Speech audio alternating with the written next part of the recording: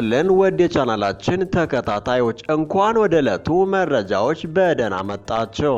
በቅድሚያ ኢትዮጵያ ከዓለም አቀፉ የገንዘብ ድጋፍ IMF ጋር የ260 ሚሊዮን ዶላር የፋይናንስ ድጋፍ ሊያስገኝ በሚችል ስምምነት ላይ መድረሷን እንመለከታለን። በተጨማሪም ZTE እና ኢትዮ ቴሌኮም በአፍሪካ የመጀመሪያውን የመንግስት ኦፕቲካል ኔትወርክ ዘርግተዋል። በሌላ ዜና ደግሞ የኢትዮጵያ አየር መንገድ የመጨረሻዋን ቦይንግ 737 የጭነት አውሮፕላን ተረክበዋል። ይህ በእንዲህ እንዳለ የሞሪታኒያው ሲዲ ኦልድታ የአፍሪካ ልማት ባንክ ፕሬዝዳንት ሆነው ተመረጡ። የሞሪታኒያው ኢኮኖሚስትና የልማት ባንክ ባለሙያ የሆኑት ሲዲ ኦልድታ የአፍሪካ ልማት ባንክ ግሩፕ ፕሬዝዳንት ሆነው ተመርጠዋል። ወደ ሱዳን ስንሄድ ደግሞ ሀገሪቱ አዲስ መንግስት ለመመስረት በምትሞክርበት ወቅት በኩርድፋን ግዛቶች ውስጥ የመሬት ላይ ውጊያ እንደቀጠለና የሰብአዊ ቀውሱም እየተባባሰ መምጣቱን እንመለከታለን። በመጨረሻም ፖላንድ ህገወጥ ስደትን ለመከላከል ኢትዮጵያና ኤርትራን ጨምሮ በ6 ሀገራት ዘመቻ መጀመሯን ይዘን ቀርበናል። እነዚህና ሌሎች አዳዲስ መረጃዎችን ከትንሽ ቆይታ በኋላ በዝርዝር እንመለከታለን። አብራችሁን ቆዩ።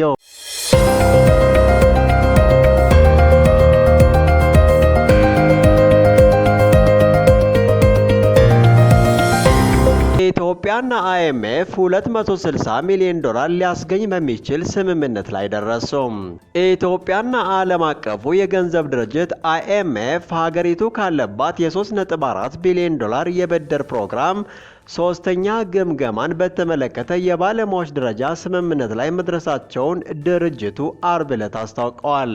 ስምምነቱ በIMF ስራ አስፈጻሚ ቦርድ ከጸደቀ ኢትዮጵያ ተጨማሪ 260 ሚሊዮን ዶላር የፋይናንስ ድጋፍ ታገኛለች። የባለስልጣኑ የፖሊሲ እርምጃዎች በመጀመሪያው የፕሮግራም ዓመት ጠንካራ ውጤት አስመዝግበዋል። ወደ ተለዋዋጭ የውጭ ምንዛሬ ስርዓት የተደረገው ሽግግር ያለ ችግር ተከናውኗል ያለው የIMF መግለጫ የማክሮ ኢኮኖሚ አመላካቾች ከተጠበቀው በላይ ውጤት አሳይተዋል። በተለይም የዋጋ ግሽበት፣ የውጭ ንግድና ዓለም አቀፍ የመጠባበቂያ ክምችት ትንበያዎችን በከፍተኛ ደረጃ አልፈዋል ብሏል ሮይተርስ። ይህ በእንዲህ እንዳለ ZTE እና ኢትዮ ቴሌኮም በአፍሪካ የመጀመሪያውን የመንግስት ኦፕቲካል ኔትወርክ ዘረጉም። ZTE ኩባንያ ከኢትዮ ቴሌኮም ጋር በመተባበር በታላቁ የኢትዮጵያ ህዳሴ ግድብ የቢሮ ህንፃ ላይ FTTR የተሰኘ ሙሉ በሙሉ በኦፕቲካል ፋይበር ላይ የተመሰረተ ኔትወርክ በተሳካ ሁኔታ መዘርጋቱን አስታውቋል። ይህ ፕሮጀክት በአፍሪካ የመጀመሪያውን የመንግስት ኦፕቲካል ኔትወርክ ሲሆን በሁለት ተቋማት መካከል በዲጂታል መሰረተ ልማት ያለውን ትብብር የሚያጠናክርና ለኢትዮጵያ ቁልፍ ብሔራዊ ፕሮጀክቶች መረጃ ለውጥ ትልቅ አስተዋጽኦ ያደርጋል ተብሏል። ZTE ለኢትዮ ቴሌኮም ያቀረበው ይህ መፍትሄ ከፍተኛ የዳታ መጠን፣ ዝቅተኛ የዘገየ ጊዜ፣ አስተማማኝና በሙሉ ሽፋን በመስጠት የቢሮውን የስራ ልምድና ቅልጥፍና በእጅጉ እንደሚያሻሽል ተገልጿል። ይህ በእንዲህ እንዳለ የኢትዮጵያ አየር መንገድ የመጨረሻውን ቦይንግ 737 የጭነት አውሮፕላን ተረከበ።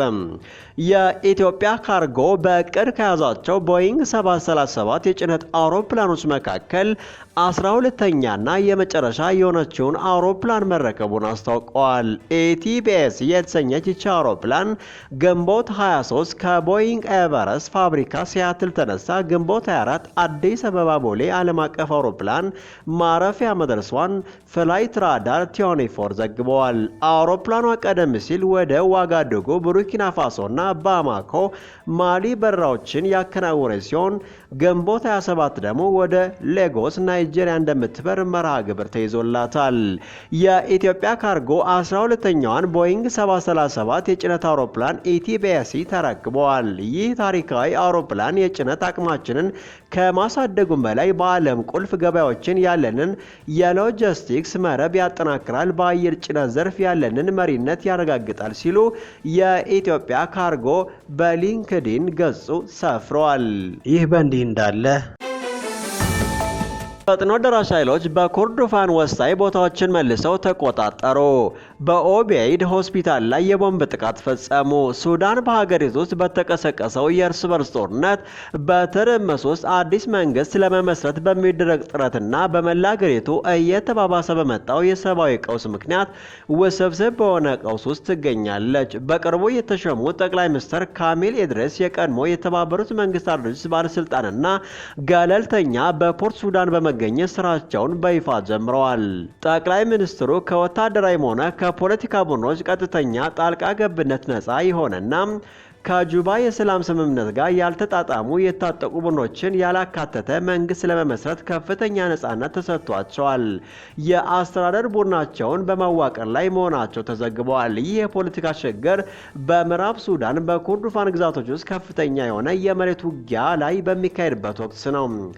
የፈጥኖ ደራሽ አርኤስኤፍ ከፍተኛ የሰራዊት ማሰባሰቡን ተከትሎ እንደ ደባሴት፣ ሐማዲና ካዊ ያሉ ስልታዊ ቦታዎችን በቅርቡ መልሰው ተቆጣጥረዋል። እነዚህ የአርኤስኤፍ ግዛቶች የማስፋፋት ስልቶች የሱዳን ጦር ወደ ዳርፉር ለመግባት የሚያደርገውን ጥረት በእጅጉ የሚፈታተኑ ሲሆን ቀጣይ ግጭቶችም ከፍተኛ የሲቪል ጉዳትና መፈናቀል እያስከተሉ ነው። የሱዳን ጦር በአርኤስኤፍ ይዞታዎች ላይ የአየር ድብደባ እየፈጸመ መሆኑ ተገልጿል። ከግጭቱ በተጨማሪ የሰብአዊ ቀውስ አስከፊ ደረጃ ላይ ደርሷል። በተለይም በዋና ከተማ ካርቱም በተለይ በኦምዱርማን የኮሌራ ወረርሽኝ ከፍተኛ ሁኔታ ተባብሷል። የከተማዋ የጤና ስርዓት ሙሉ በሙሉ ሊባል በሚችል ደረጃ ከመፈራረስ አፋፍ ላይ የኮሌራ ወረርሽኝ በከፍተኛ ፍጥነት እየተስፋፋ ሲሆን በየቀኑ የሚዘገቡ የህመሞች ቁጥር ጣራ ነክተዋል።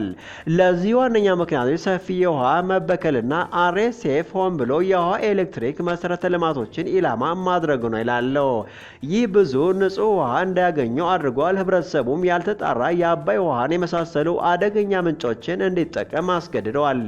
በተለይ በካርቱም ብቻ በሺዎች የሚቆጠሩ የኮሌራ ተጠቂዎችና በመቶዎች የሚቆጠሩ ሞት ተመዝግቧል። በሽታው በሌሎች የሀገሪቱ ግዛትም እየተዛመተ ነው። በተጨማሪም በሰሜን ኮርዶፋን በኦቤይድ ከተማ በሚገኝ ዳርማን ሆስፒታል ላይ አርኤስኤፍ በድሮን የፈጸመው ጥቃት በርካታ ሰዎችን ገድሎና አቁስሏል። ከእነዚህ መካከል የሕክምና ባለሙያዎች ይገኙበታል። ጥቃቱ ሆስፒታሉን ከጥቅም ውጭ አድርጎታል። ይህም ቀድሞውኑ በታካሚዎች ብዛት የተጨናነቀውና በሕክምና ቁሳቁስ እጥረት የሚሰቃየውን የጤና ስርዓት የበለጠ አሽመድምዶታል።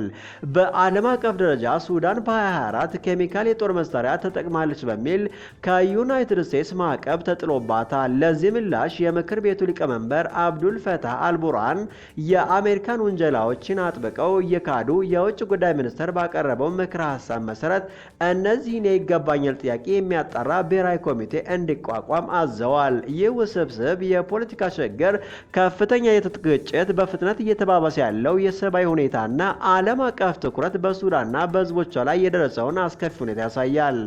ይህ ትርጉም በመጨረሻም ፖላንድ ህገወጥ ስደተኞችን ለመከላከል ኢትዮጵያና ኤርትራን ጨምሮ በ6 ሀገራት ዘመቻ መጀመሯን አስታወቀች። የፖላንድ ውጭ ጉዳይ ሚኒስትር ራዶስላው በኤክስ ባጋሩት ቪዲዮ በህገወጥ መንገድ ድንበር ያቋርጡ ሰው ጥገኝነት እንደማይሰጠው ያስጠነቅቃሉ።